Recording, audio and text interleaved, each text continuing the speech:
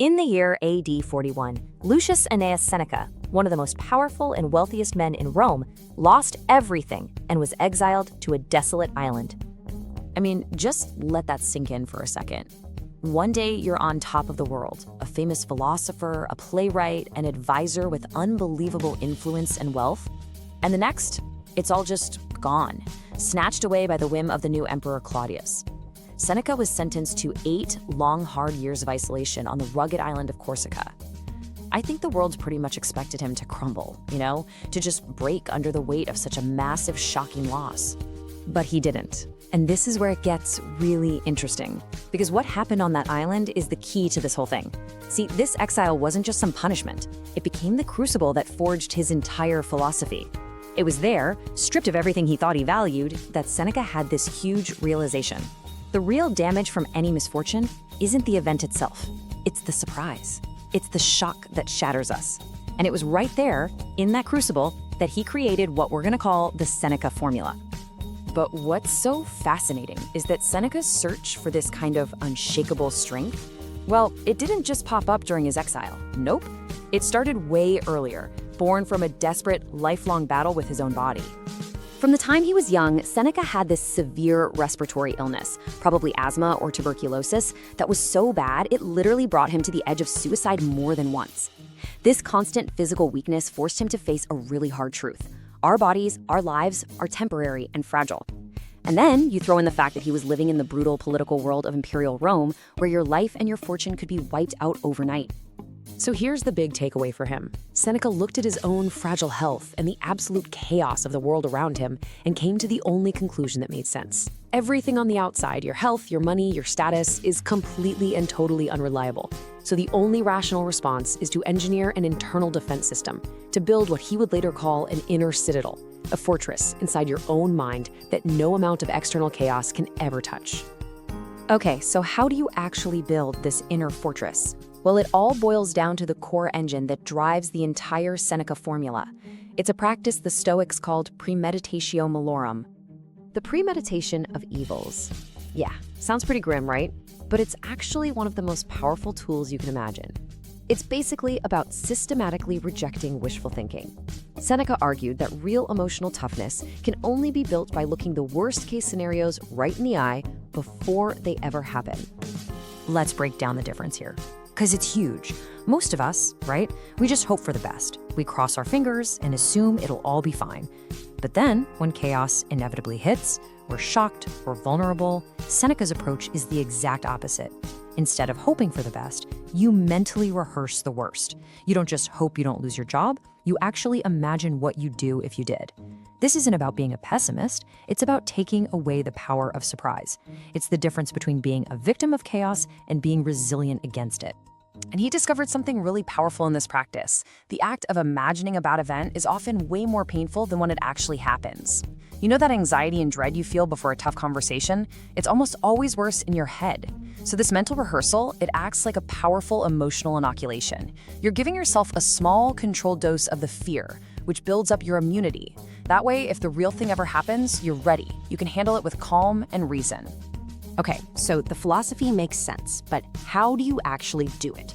This is where it gets practical, where the rubber meets the road. Seneca didn't just talk about this stuff, he built a system. 2 daily habits designed to make his mind not just resilient, but anti-fragile. These are the 2 core habits of the Seneca Formula, and they're actually incredibly simple.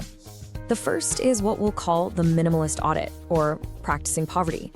And the second is the negative visualization ritual, basically putting Premeditatio Malorum into practice every day. So let's look at that first habit, practicing poverty. Every so often, Seneca, one of the richest guys in Rome, would voluntarily get rid of his comforts. He'd wear the simplest clothes, eat nothing but cheap bread and water, and sleep on a hard floor for a few days. Now, this wasn't self-punishment, not at all. It was a calculated experiment. He was asking himself, is this what I was so afraid of? And the answer was always no. He was proving to himself that his actual happiness had nothing to do with his material stuff. The second habit is that daily ritual of negative visualization. Every single day, Seneca would set aside time to deliberately and calmly imagine losing everything else, his health, his status, even the people he loved. He would accept these things not as stuff to be scared of, but as real possibilities of life. And this rehearsal does 4 incredible things. It kills the shock factor. It reduces that paralyzing fear of the future. It turns that vague fear into something you can actually manage. And maybe the most important thing, when you open your eyes and see that your loved ones are still there, that you're still healthy, it creates this deep, profound gratitude for what you have right now. So, the big question, did it work? Did the Seneca Formula actually change his life? The answer is a huge, resounding yes. In fact, Seneca's own life story is the ultimate proof that his philosophy works, giving us a timeless playbook for resilience we can still use today. Remember this number: 8. 8 years on a desolate island, with nothing. Most people would have come back from that, broken, bitter, and totally defeated. But Seneca? He came back stronger, calmer, and more focused than ever. His inner citadel hadn't just survived, it had been reinforced, battle-tested.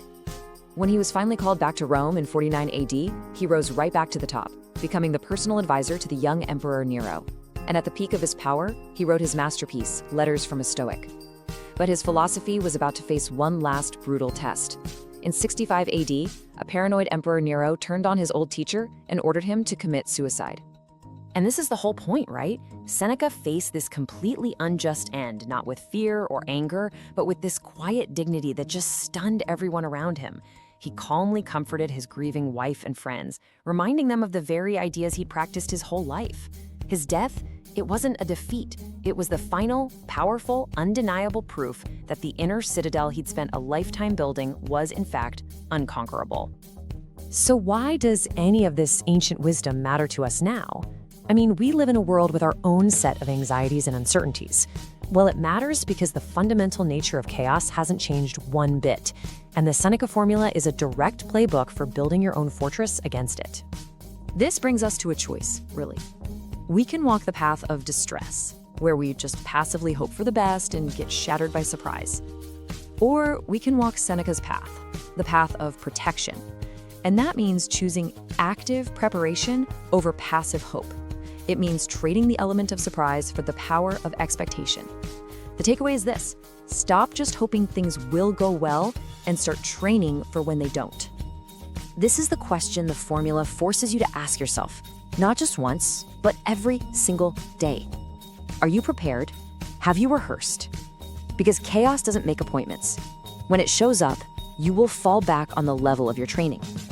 So the time to start applying the Seneca Formula, to start building your own inner fortress, is right now. When you boil it all down, Seneca was a man who mastered suffering through relentless preparation. His brutal exile wasn't his downfall. It was the ultimate test of his strength, proving that his formula could create an unshakable resilience against any storm. His life shows us that by committing to daily preparation, we can transform our fear into a source of power. Because in the end, the disciplined mind is the only fortress time cannot dismantle.